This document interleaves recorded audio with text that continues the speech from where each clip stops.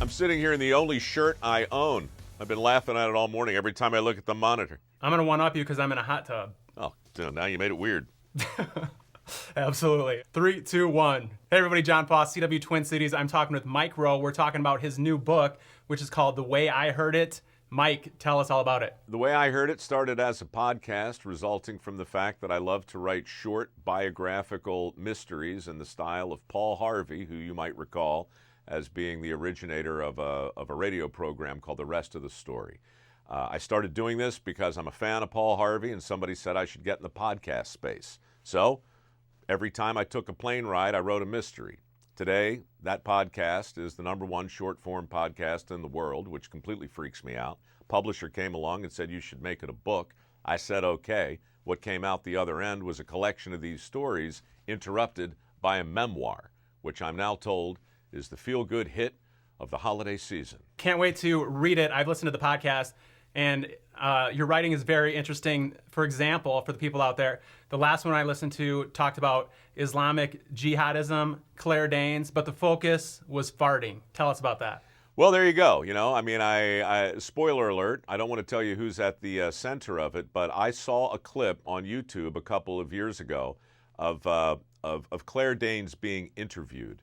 And the person who interviewed her in the very middle of their conversation let one fly.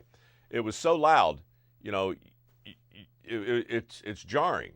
But the woman who passed the gas on live TV handled it so perfectly that I was blown away. And I just made a mental note that someday I'm going to take a few moments to write about what people should do in the wake of that kind of, call it an O-ring failure. In fact, I was reminded by a brilliant collection of essays by Ben Franklin that honestly are entitled Fart Proudly.